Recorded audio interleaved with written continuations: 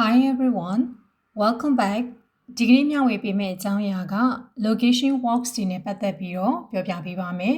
။ရာဝတ္ထုပစ္စည်းစတဲ့အရာတွေကိုဘယ်နေရာမှာတည်ရှိကြောင်းဖော်ပြတဲ့ location walks တွေကိုသိထားဖို့လိုပါတယ်။လမ်းညွှန်မှုတွေဒါမှမဟုတ်လို့ရှိရင်တစ်စုံတစ်ခုကိုညွှန်ပြပေးလို့တဲ့အခါမှာဒီ location walks တွေကအသုံးဝင်တဲ့စကားလုံးတွေဖြစ်တယ်။ဒါကြောင့်လေ့လာကြည့်ကြမယ်။ပြီးရင်တော့ exercise အနေငယ်နဲ့လေ့ကျင့်ကြည့်အောင်။6သူနေုံကမျှဝေတဲ့သင်ခန်းစာတွေကဂျပန်စာလေ့လာနေတဲ့သူတွေအတွက်ကိုလွယ်ကူကူလေ့လာနိုင်မှုပြုလုပ်ပေးထားတာဖြစ်တဲ့အတွက်ဘဟုတုတရရှိခဲ့တယ်ဆိုရင်တခြားသောဂျပန်စာလေ့လာနေတဲ့သူတွေအတွက်ကိုလည်းပြန်လည်ပြီးတော့မျှဝေပေးနိုင်ပါတယ်။6သူနေုံကရဲ့သင်ခန်းစာတွေကိုဒီထက်ပိုပြီးတော့လေ့လာလိုပါက6သူနေုံက YouTube channel ကိုလည်းတွားရောက်လေ့လာနိုင်ပါတယ်။ရာဝတ္ထုပစ္စည်းတွေကိုညွှန်ပြတဲ့အခါမှာလည်း grammar structure သိထားဖို့လိုပါတယ်။အဲ့တော့ဘယ်လိုပုံစံမျိုးလဲဆိုရင် object ရာဝတ္ထုတွေကဘယ်နေရာမှာရှိတာပါဆိုပြီးတော့ညွှန်ပြမှာဖြစ်တဲ့အတွက် particle not ကိုသုံးရပါမယ်။ particle not ကနေရာကိုညွှန်ပြတဲ့ကိုစားပြုတဲ့ပုံစံမျိုးနဲ့ particle not ကိုသုံးခြင်းဖြစ်တယ်။ဆိုတော့ mono ဆိုတာ object ကိုဆိုလိုတာဖြစ်ပြီးတော့ basho ဆိုတာက location ဘယ်နေရာမှာရှိတယ်နေရာဆိုတာကိုပြတယ်။အဲ့ဒီရဲ့နေရာမှာရှိတယ်ဆိုပြီးတော့အထူးပြုခြင်းတဲ့အတွက် particle not ကိုသုံးခြင်းဖြစ်တယ်။ဒါကြောင့် mono no basho ဆိုပြီးတော့သုံးရမှာဖြစ်တယ်။ object no location ပေါ့။ဆိုတော့ location walks တွေကိုလေ့လာကြည့်အောင်။ပထမအဆုံးစလုံးက inside the box ပုံရဲ့အတွင်းမှာရှိတယ် inside ဆိုတဲ့အတွက်ကြောင့်နာကပုံဆိုတဲ့အတွက်ကြောင့်မို့လို့ the box က hako ဆိုတော့ပုံရဲ့အတွင်းထဲမှာ box ရဲ့အတွင်းထဲမှာဆိုတဲ့အတွက်ကြောင့် hako no naka နောက်တစ်ခုက on the table ဇပွဲပေါ်မှာရှိတယ်ဇပွဲပေါ်မှာပေါ့အဲ့တော့အပေါ်ဆိုတဲ့အတွက်ကြောင့်ဥရဇပွဲဆိုတဲ့အတွက်ကြောင့်ဒေဘူးဇပွဲရဲ့အပေါ်မှာရှိတာဆိုတဲ့အတွက်ကြောင့်မို့လို့ဒေဘူးရုနော်ဥရနောက်ဆုံးတစ်ခုက outside the box ပုံရဲ့အပြင်ဘက်မှာရှိတာအပြင်ဘက်ဆိုတဲ့အတွက်ကြောင့် soto ပုံရဲ့အပြင်ဘက်ဆိုတဲ့အတွက်ကြောင့် hako no soto အရှိနဲ့အနောက်ကိုပြောမယ်ဆိုရင်အရှိ front ဆိုတာကိုပြောမယ်ဆိုရင်မရဲ့ back andနောက်ဆိုလို့ရှိရင် ushiro နောက်တစ်ခုက next to the car ပုံမှာကားရဲ့နဘေးမှာရှိတယ်ကားရဲ့ဘေးနားမှာရှိတယ်ဘေးနားနဘေးကိုပြောချင်တယ်ဆိုရင် soba အဲ့တော့ကားရဲ့နဘေးကားရဲ့ဘေးနားပေါ့ဆိုလို့ရှိရင် kuruma ဆိုတာကားကိုဆိုလိုတာဖြစ်တယ် kuruma no soba နောက်တစ်ခုက between ကြားထဲမှာ beyond တစ်ဖက်မှာဆိုတာကိုလေ့လာကြည့်အောင်ပထမပုံမှာ between the restaurant and hospital စားသောက်ဆိုင်နဲ့ hospital ဆေးရုံရဲ့ကြားအဲ့တော့ဒီနှစ်ခုရဲ့ကြားဆိုလို့ရှိရင် between aida ဆိုတော့စားသောက်ဆိုင်ဆိုတာ restaurant 病院ဆိုတာ hospital ဆေးရုံဆိုတဲ့အတွက်ကြောင့်မို့လို့စားသောက်ဆိုင်နဲ့ဆေးရုံဆိုတဲ့အတွက်ကြောင့်နှစ်ခုကိုဆက်မှာဖြစ်တဲ့အတွက် particle တို့ကိုသုံးနေဖြစ်တယ် restaurant တော့ 病院の間 restaurant နဲ့ဆေးရုံရဲ့ကြား restaurant တော့ 病院の間နောက်တစ်ခုက beyond the tree တစ်ပင်ရဲ့တစ်ဖက်တစ်ပင်ရဲ့အခြားတစ်ဖက်ပေါ့အခြားတစ်ဖက်မှာရှိတာဆိုရင်အခြားတစ်ဖက် beyond ကို mukko တစ်ပင်ရဲ့ဆိုတဲ့အတွက်ကြောင့်တစ်ပင်ဆိုတာ ki အဲ့တော့တစ်ပင်ရဲ့အခြားတစ်ဖက်ဆိုတဲ့အတွက်ကြောင့် kino mukko ဆိုတော့နောက်တစ်ခုကတန်လိုက်အိမ်မြောင်အရာရှေးနောက်တောင်မြောက်တွေကိုဘယ်လိုခေါ်သလဲပေါ့အရှိဆိုရင် east higashi အရှိ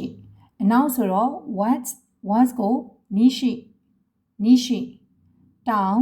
င်ဆိုတဲ့အတွက်ကြောင့် south ဆိုတော့တောင်ဆိုတော့အောက်မှာ minami မြောက်ဆိုတော့အထက်ဘက်မှာဆိုတော့ north မြောက်ဖြစ်တယ်ဆိုတော့မြောက်ဘက် kita အဲ့တော့အရှိနောက်တောင်မြောက်ဆိုရင် higashi nishi minami kita နောက်တစ်ခေါက်ပြောမယ် higashi nishi minami kita လမ်းညွှန်မှုတွေညွှန်ပြတဲ့အခါမှာဘယ်ဘက်ချမ်းညာဘက်ချမ်းဆိုပြီးတော့လည်းသုံးလေးရှိကြတယ်ဒါဆိုလို့ရှိရင်ဘယ်ဘက်ညာဘက်ဆိုတဲ့စကားလုံးတွေကိုလေ့လာကြည့်အောင်ဆိုတော့ဘယ်ဘက်လို့ပြောမယ်ဆိုရင် 左側ညာဘက်ချမ်းလို့ပြောမယ်ဆိုရင်右側ဆိုတော့ပထမပုံမှာလမ်းရဲ့ဘယ်ဘက်ချမ်းလို့ပြောချင်တယ်ဆိုရင် left side of the road လမ်းရဲ့ဘယ်ဘက်ချမ်းလမ်းဆိုတဲ့အတွက်ကြောင့် michi ဘယ်ဘက်ချမ်းဆိုတော့ 左側ဆိုတော့ michi no左側လမ်းရဲ့ဘယ်ဘက်ချမ်းဒါဆိုရင်လမ်းရဲ့ညာဘက်ချမ်းဆိုလို့ရှိရင် right side of the road ဆိုတော့ michi no右側နောက်ဒုတိယပုံက 郵便局 post office ကိုပေးထားတယ်အဲ့တော့မြားတစ်ဖက်တစ်ချက်ထိုးထားတယ်ဆိုတော့ post office ရဲ့ဘယ်ဘက်ချမ်းညာဘက်ချမ်းဆိုတာကိုညွှန်ပြမှာဖြစ်တယ်ဆိုရင်ပထမဦးဆုံး left of the post office ရဲ့ဘယ်ဘက်ချမ်းဆိုတော့ 郵便局の左နောက်တစ်ခုက 郵便局 post office ရဲ့ညာဘက်ချမ်းဆိုရင်ညာဘက်လို့ပြောချင်တယ်ဆိုတဲ့အတွက်ကြောင့်မို့လို့郵便局の右ဆိုတော့ဘယ်ဆိုလို့ရှိရင်左ညာဆိုလို့ရှိရင်右နောက်တစ်ခုကအနီးအနားမှာလို့ပြောချင်ရင်จิกาခုလို့သုံးရပါတယ်ဒါဆိုရင် near the station ဘူရာရဲ့အနီးမှာဘူရာဆိုတာ駅ဘူရာရဲ့အနီးအနားဆိုတဲ့အတွက်ကြောင့်駅の近くဆိုတော့ location work စီကိုပြန်လည်ပြီးတော့မှတ်မိစေဖို့ exercise အနေငယ်ပြုလုပ်ကြည့်အောင်သူကပုံပေးထားတဲ့အောက်မှာ Xanax စီပေးထားတယ်ပေါ့အဲ့ထဲမှာအဖြေလေးကိုပေးထားတယ် Ichini ဇန်ယုံအဖြေလေးကိုတွေကနေအဖြေမှန်တစ်ခုကိုရွေးချယ်ပေးရမှာဖြစ်တယ်ဆိုတော့ red အနေနဲ့ဥပမာအနေနဲ့ဖြေပြပေးမယ်ကျန်တဲ့6ခုကိုတော့6ချောင်းကိုတော့လေးလာသူတွေကဖြေကြည့်ပါအဖြေမှန်တွေကိုတော့ comment နေရာနေပြီးတော့ comment box မှာanswer key တွေချပေးမှာဖြစ်တယ်ဆိုတော့ red ကိုကြည့်အောင်カバンはいつのカバンဆိုတာအိတ်ကထိုင်ကုန်ရဲ့ဘယ်မှာရှိရလဲဆိုရင်သူက ichi မရဲ့တဲ့အရှိမရှိတယ်နိက下အောက်မှာရှိတာဆန်နာကအထဲမှာရှိတာယောင်ဥအပေါ်မှာရှိတာဆိုတော့ ichi no ဘယ်မှာရှိမှာလဲထိုင်ကုန်ရဲ့အပေါ်မှာရှိတာဆိုတဲ့အတွက်ကြောင့်အဖြေကယောင်ပန်ဥရဲ့ des အပေါ်မှာရှိတာဖြစ်ပါတယ်ပေါ့ဆိုရင်မိကုန်းနေဖတ်ပြပေးမယ် ichi ban 病院は郵便局のコーラです。病院နံပါတ်2က一番ကဆေးရုံကစားတိုက်ပုံးရဲ့စားတိုက်ရဲ့ဘယ်မှာရှိမှာလဲပေါ့เนาะရွေးပေးရမှာဖြစ်တယ်နောက်တစ်ခု2番က郵便局は学校と病院の郵便局 post office ကကျောင်းနဲ့ဆေးရုံရဲ့学校とကျောင်းနဲ့ဆေးရုံရဲ့ဘယ်မှာရှိရလဲနောက်3番犬は木のコーラですနော်ခွေးလေးကတစ်ပင်ရဲ့ခီနောတစ်ပင်ရဲ့ဘယ်မှာရှိတာလဲနောက်4番ရင်းဆန်ဝစမီဆူဆန်နော်စမီဆူရဲ့ရင်းဆန်ကစမီဆူရဲ့ဘယ်နေရာမှာရှိတာလဲနောက်5番MP2ဝဟွန်နောကွာလက်ဒက်စ်အဲ့တော့ MP2 ခဲတံကဟွန်နောစာအုပ်ရဲ့ဘယ်မှာရှိတာလဲနောက်6番ဟာဆာမီဝခကြီးကဟွန်နောစာအုပ်ရဲ့ကွာလက်ဒက်စ်ဘယ်မှာရှိတာလဲကကြီးကစာအုပ်ရဲ့ဘယ်မှာရှိတာလဲဆိုတော့အဖြေမှန်၄ခုတွေကနေတစ်ခုမှန်တာကိုရွေးပေးရမှာဖြစ်ပါတယ်နောက်ထပ် exercise နာနာဘန်ကကြတော့ထာဂိုင်းဘီရူက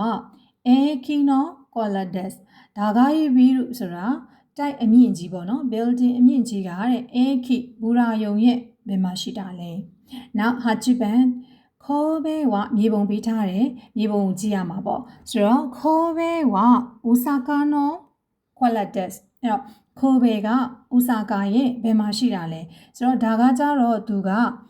အရှိနောက်တောင်မြောက်ကိုမေးတာပေါ့နော်သူ့ပေါ်မှာ map လေးပြထားတယ်အဲ့ဒီဟာလေးကိုကြည့်ပြီးတော့အရှိနောက်တောင်မြောက်ကိုရွေးချယ်ပေးရမှာဖြစ်တယ်ဆိုတော့ကြိုးစားပြီးတော့အဖြေတွေကိုဖြေကြည့်ပါ ရှေ့မှာပြပြပေးခဲ့တဲ့ location works တွေအသုံးပြုပုံကိုနားလည်မယ်လို့မျှော်လင့်ပါတယ်။ GLPT exam listening test ကိုဖြေဆိုတဲ့အခါမှာ direction တွေ location တွေကိုဘယ်လောက်ထိနားလည်ပြီးတော့ instruction လမ်းညွှန်ပေးနိုင်လဲဆိုတာကို examiner ကမေးလို့ရှိတာဖြစ်တဲ့အတွက်ကြောင့်ဒီ location works တွေကိုလေ့လာထားသင့်ပါတယ်။ဆိုတော့နောက်ထပ်သင်ခန်းစာအသစ်တွေနဲ့အတူပြန်လာခဲ့ပါမယ်။အားလုံးပဲလွယ်လွယ်ကူကူနဲ့လေ့လာနိုင်ကြပါစေ။